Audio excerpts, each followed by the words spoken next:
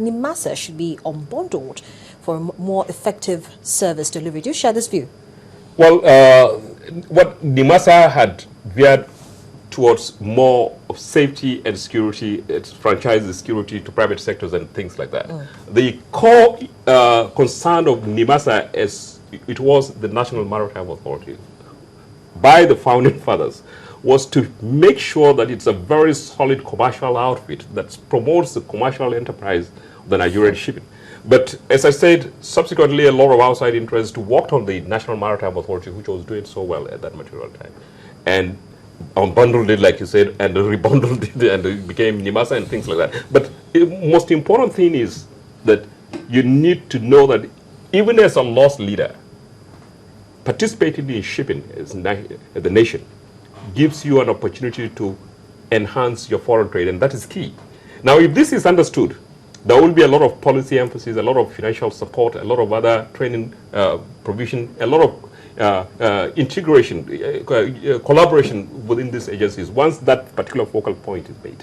Yes, because, you know, we won't only just make money, but of course we'll also create jobs, which is what, as much as possible, this administration is trying to do. And they say the maritime sector is one of the most viable sectors we have in the economy. And from everything that you've said, it's something that applies even globally as well. Exactly. When you talk about shipbuilding, let me give you a practical example about the 150 million US dollars. Fund that ought to go into cabotage that is sitting down at the presidency at the moment, and it has been sitting down. Is that the 2% of earnings of every contract performed by any? Exactly, the cabotage. To pay into that account. That's the cabotage vessel financing fund. Financing fund, and this particular fund, I think, for the past 5 years, they've been looking at it. What do we do? How do we do it? So the funds are just sitting there. 5 years, so the fund is sitting down there. Give that fund to a commercial, vibrant shipping company. That's an indigenous one, not a foreign one now. Exactly. And what normally happens is that you don't need to have the totality of all these funds with you for you and the paraphernalia for you to participate in shipping. Now you can say, let me take 20 million US dollars, and because I have a contract of affreightment that has already been agreed with an oil company for a particular delivery, you know, to a rig or a floating production and offloading vessel, FPSOs, we have them all over the offshore platform that require regular vessel support. You have a contractual agreement for about 5 years, and you have about 20 million US dollars worth of support facility in terms of financing. You could have down payment to shipyards, and shipyards can also participate. The oil company itself can also participate as a win-win strategy. That's how it's supposed to be done, because the kind of vessels that you're going to bring into a platform must be compatible in terms of its safety to the platform, because of the risk of explosion, the risk of this. So you can bring in all sorts of irresponsible ship owners and say, look, and that's why they knock out the Nigerians when it comes to, say, look, we have this $1 billion worth of investment there that is going so well, and these guys are professionals, they are compliant with oil requirements, oil industry requirements. What do you have? They start scratching there, this and like so, this Galaxy, like this Galaxy, Samsung Galaxy. Well, we don't want to see most of, the Nigerian ship owners knocked out of the fray, so to speak. We want to be active participants in this, because it's our own, and as much as possible we want to see the sector grow to enviable standards. So what should we be doing right now to ensure, because fine, we definitely have foreign operators here on our waterways who are always most likely than not going to be more than what we have in terms of our own Nigerian operators participating in this sector, but we need to do something. There has to be a win-win situation for everybody in this case. Yes, certainly. There is, as I said, first of all, there has to be a psychic change of thought process for them, the policymakers, to really appreciate and understand the importance of shipping. That is critical, and at the highest level.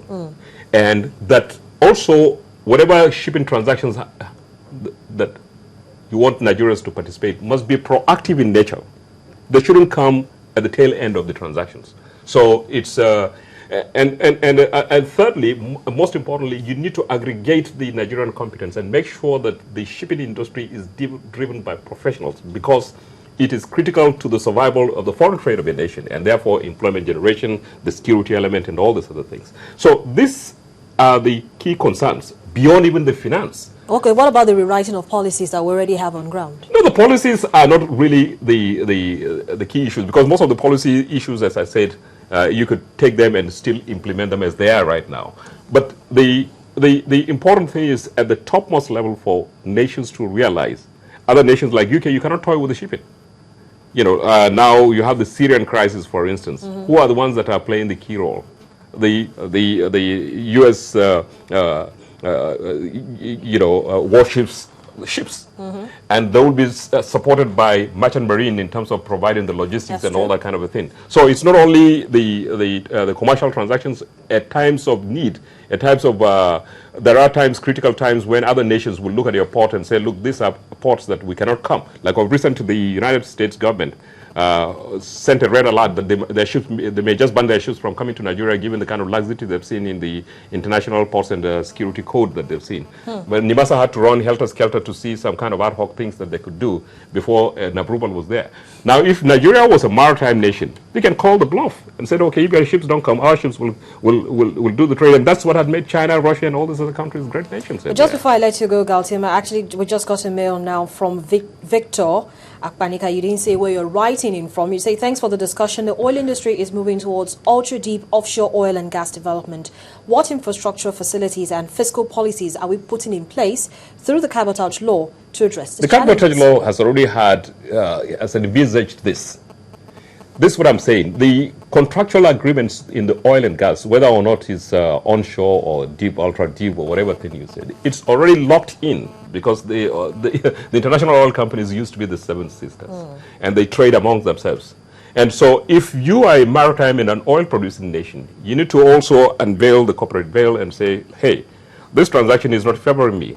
I need to insert this, or even for your own best interest, because subsequently, if the Nigerian, the local people are not engaged, you have militancy and all that kind of thing that is going to affect you. So it is in your best interest and our own interest to see that we have a win-win situation. And this is what we don't do.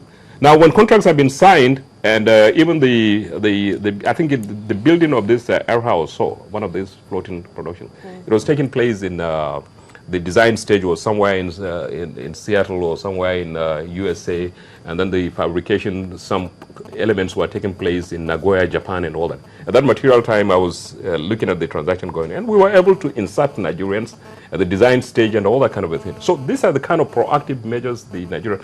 Sometimes what they say, let the buyer beware, let the country beware. If you don't have a key concern as to what happens in terms of the invisible sector, particularly this shipping trade, and there are international regulations and contractual agreements that you have to abide by it.